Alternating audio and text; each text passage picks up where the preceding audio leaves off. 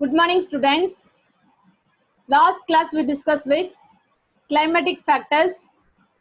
Third one, fourth one, and fifth one. Third one is water. Fourth one is wind, and fifth one is fire. Today we are going to learn about topic 2, edaphic factors. What is edaphic factors? Edaphic factors, the abiotic factors related to soil includes the physical and chemical composition of the soil formed in a particular area.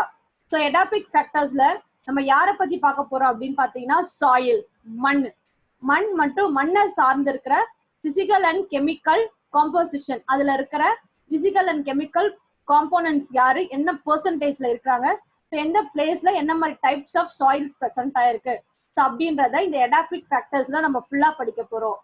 The study of soil is called pedology. சாயிலை பத்தி படிக்கிற அந்த அறிவியலை நம்ம என்னன்னு சொல்றோம்னா pedology அப்படின்னு சொல்றோம். First we discuss with the soil. Soil is the feathered superficial layer of the earth in which plants can grow. Soil அப்படின்ற மண் வந்து பாத்தீங்கன்னா earthல இருக்கிற ஒரு முக்கியமான லேயர், ஒரு காரணி, ஒரு அமைப்பு அப்படின்னு சொல்லலாம். இல்ல புவியின் மேல இருக்கிற ஒரு முக்கியமான அடுக்கு அப்படின்னு சொல்லலாம். It is a complex composite mass consisting of, இதுல என்னென்ன காம்போனன்ட்ஸ் பிரசன்ட் ஆயிருக்கு அப்படின்னா என்னென்ன காம்போசிட் பிரசன்ட் ஆயிருக்குன்னா, first one soil, second one soil water, third one soil air and soil organisms. So first இதுல என்னென்ன இருக்கு அப்படின்னு பார்த்தீங்கன்னா soil constituents, soil water, soil air and soil organisms. இதெல்லாம் சேர்ந்ததுதான் நம்ம என்னன்னு சொல்றோம்னா சாயில் அப்படின்னு சொல்றோம். So next one soil formation, மண்ணோட உருவாக்கம் எப்படி இருக்கு அப்படின்னு பார்க்க போறோம். Soil originates from rocks and develops gradually at different rates depending upon the ecological and climatic conditions. Soil அப்படின்ற மண்ணு உருவாகிறது வந்து பாத்தீங்கன்னா முக்கியமா எதுல இருந்துன்னா பாறைகள்ல இருந்து படிப்படியா கொஞ்சம் கொஞ்சமா, அதாவது ஒரு கொஞ்சம் டெவலப்மெண்ட் நடந்து ஈகாலஜிக்கல் அண்ட் கிளைமேட்டிக் கண்டிஷன்ல நிறைய வேறுபாடுகள் மாற்றங்கள் உருவாகி பாறைகள்ல இருந்து உருவான ஒரு அமைப்பு துகளை தான் நம்ம என்னன்னு சொல்றோம்னா soil அப்படின்னு சொல்றோம். ஓகேங்களா?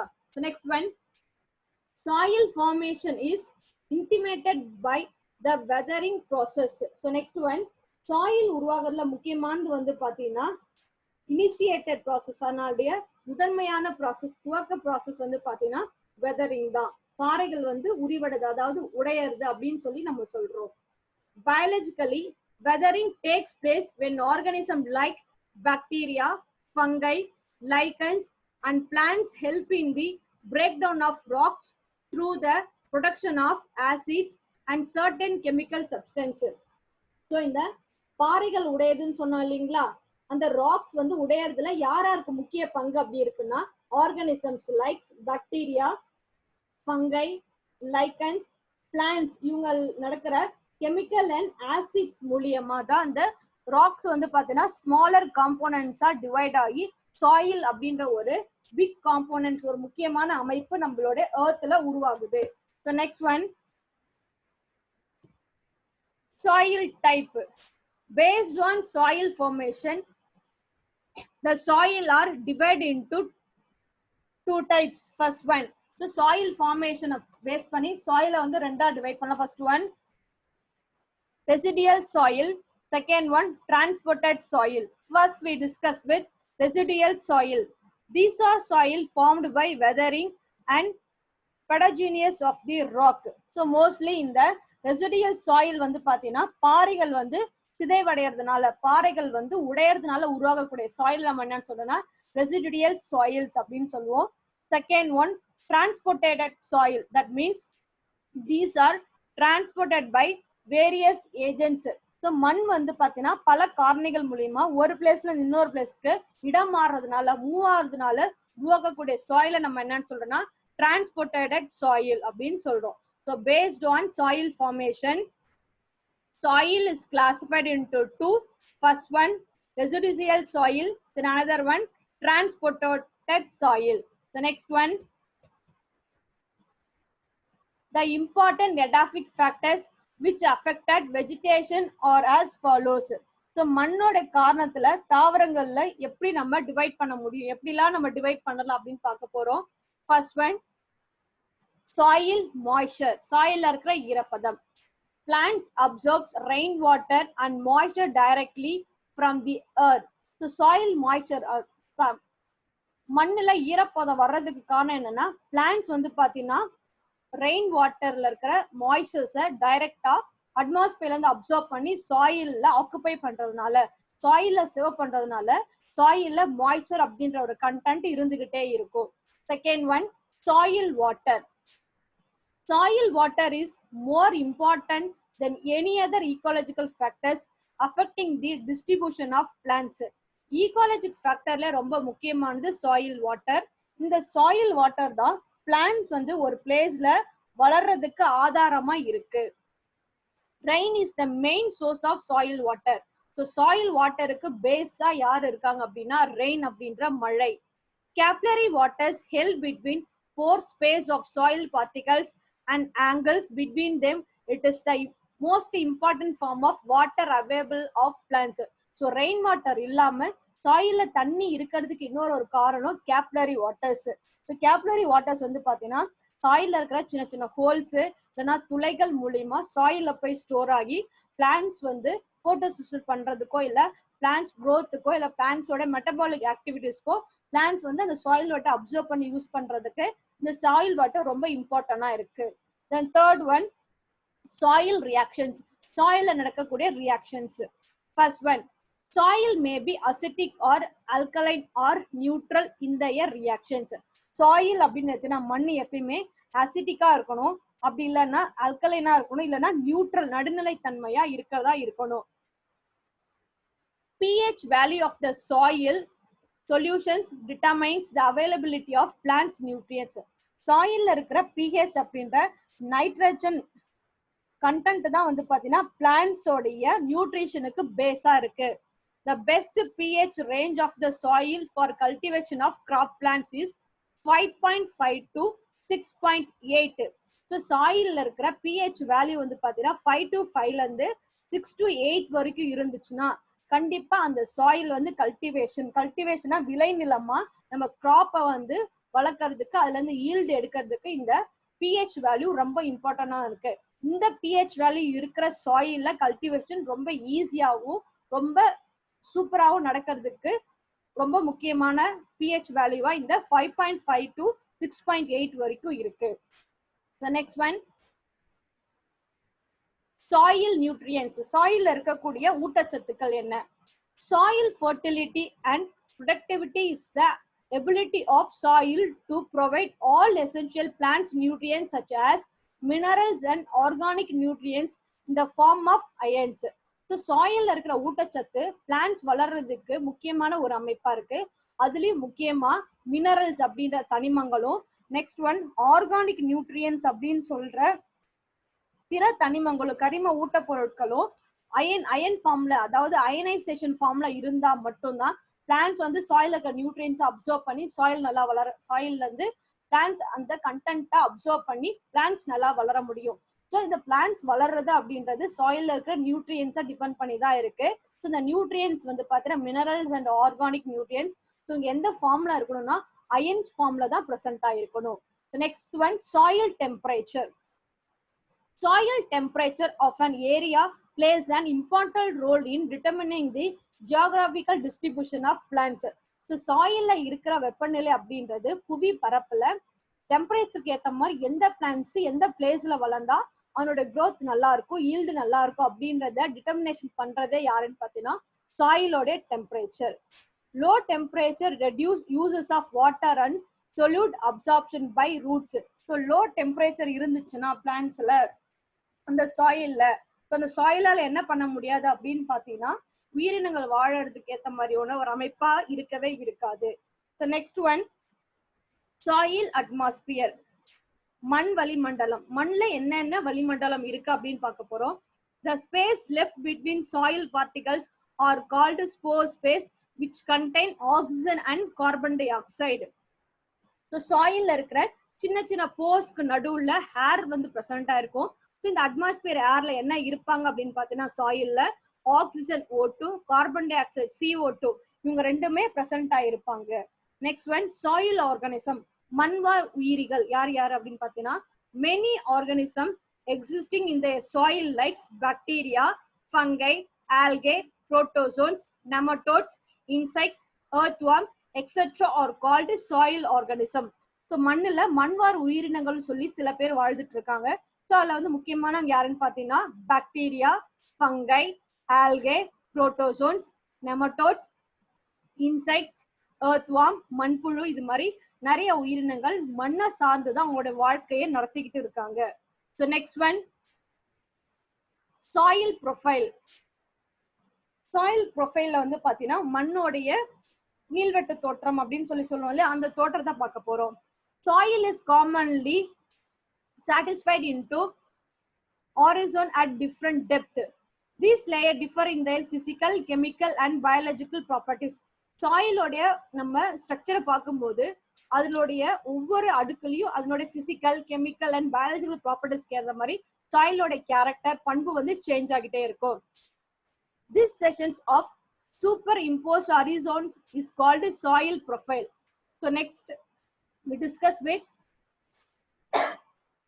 soil profile.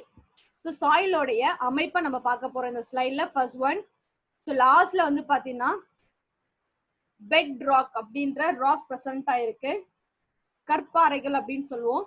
ஸோ அதுக்கு அடுத்ததுல வந்து பாத்தீங்கன்னா மேல சி அப்படி அடுக்கு அப்படின்னு சொல்றோம். அதுல வந்து பாத்தீங்கன்னா சப்ஸ்டேட்டம் அப்படின்ற ஓரளவுக்கு பாறைகளும் மண்ணும் கலந்த அமைப்பா இருக்கு. Third one B subsoil. இந்த சப்சாயில தான் பிளான்ட்ஸோட ரூட் வந்து உள்ள போயிட்டு பிளான்ட்ஸ்க்கு தேவையான நியூட்ரியன்ஸ் எல்லாம் எடுக்கக்கூடிய பார்ட்டா வந்து இந்த சப்சாயில் பிரசன்ட் ஆயிருக்கு. And first one A surface. Surface வந்து பாத்தீங்கன்னா பிளான்ட்டோட ரூட் வந்து சாயில்ல நல்லா டெப்தா புடிச்சுக்கிறதுக்கு யூஸ் ஆகுது. நெக்ஸ்ட் வந்து பாத்தீங்கன்னா மேல அவுட்டர் சர்ஃபேஸ் ஓ ஆர்கானிக். இங்கதான் வந்து பாத்தீங்கன்னா பிளான்ட்ஸ்க்கு தேவையான ஆர்கானிக் சப்ஸ்டன்ஸ் எல்லாமே நம்ம ப்ரொவைட் பண்றோம்.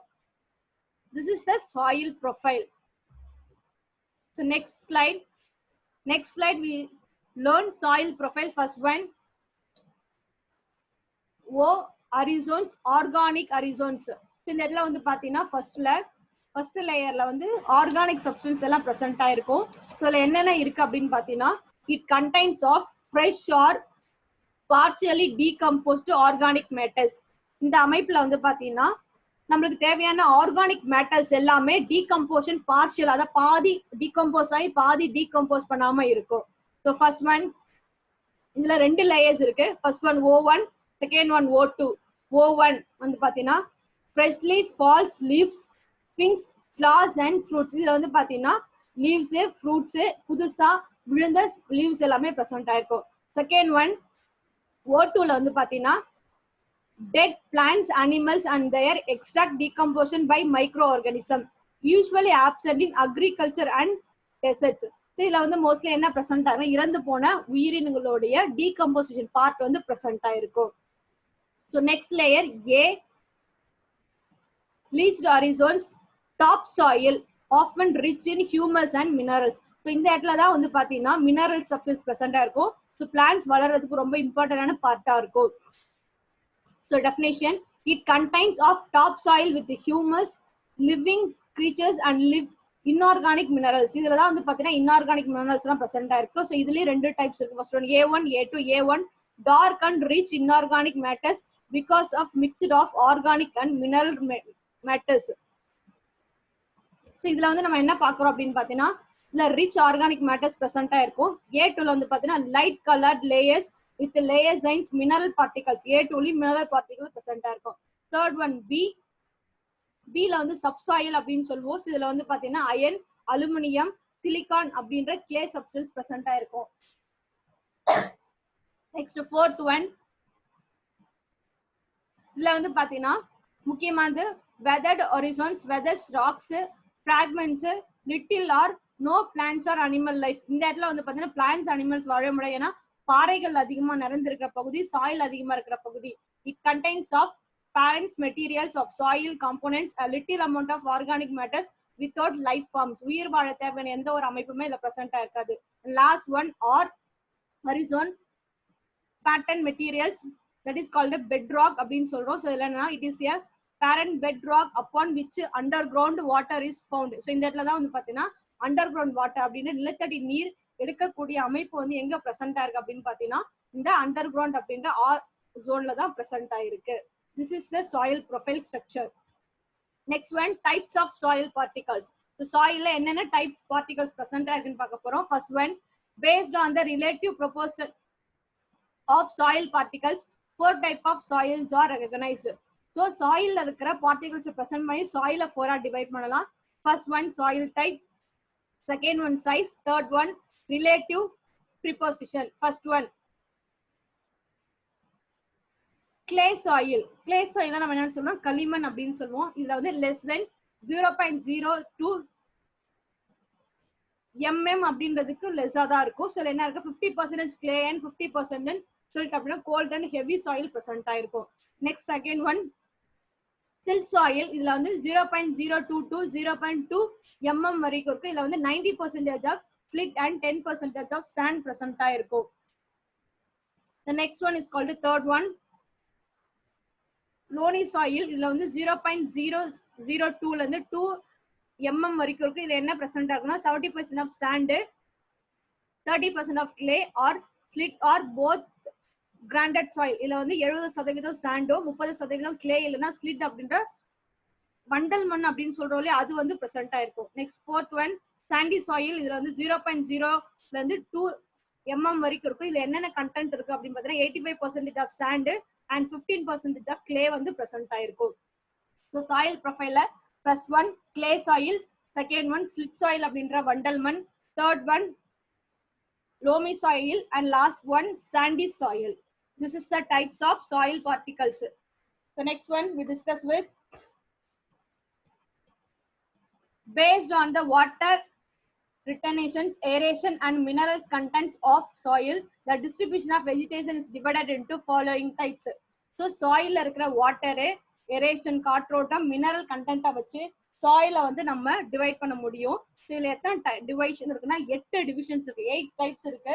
First one halophytes, next one psammophytes, lithophytes, fourth one chasmophytes, fifth one cryptophytes, sixth one cryophytes, seventh one axolophytes and eighth one calciphytes. First we discuss with halophytes. So halophytes வந்து plants living in saline soil.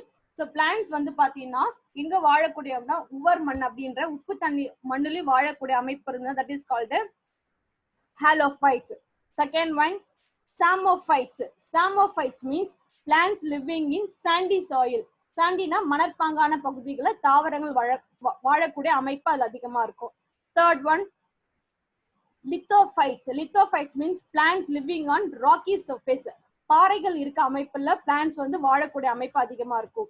Fourth one chasmophytes. Chasmophytes means plants living in rocky cliffs அப்படின்றது என்ன பாத்தீங்கன்னா அந்த பாறையோட இடுக்குல பாறையோட சந்துல plants வந்து உருவாகக்கூடிய அமைப்பு இருக்கு.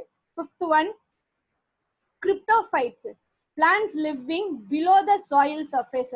சாயிலோட அதாவது புவி பரப்புக்கு கீழே வந்து பிளான்ட்ஸ் வாழக்கூடிய அமைப்பு. Sixth one cryophytes. Plants living in ice surface. அதாவது பனிப்படலம் மீது வாழக்கூடிய அமைப்பு இருக்கும்.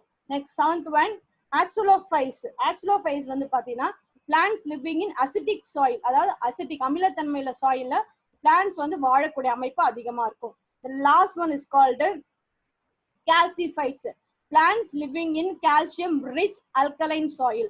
கால்சியம் கண்டென்ட் அதிகமா இருக்கிற அல்கலைன் சாயில்ல பிளான்ட்ஸ் வந்து வளரக்கூடிய தன்மை அதிகமா இருக்கும். So based on the water, aeration, mineral contents, the soil is classified into 8 one. First one halophytes, second one psammophytes, third one lithophytes, fourth one chasmophytes, fifth one cryptophytes, sixth one cryophytes, seventh one axolophytes and last one calcophytes. So today you are going to learn soil. soil profiles, that is called the edaphic factors, soil structures, soil profiles, and last, types of soils. So today class over. Students, don't waste your time. Read well and do your assignment every day. Thank you, students.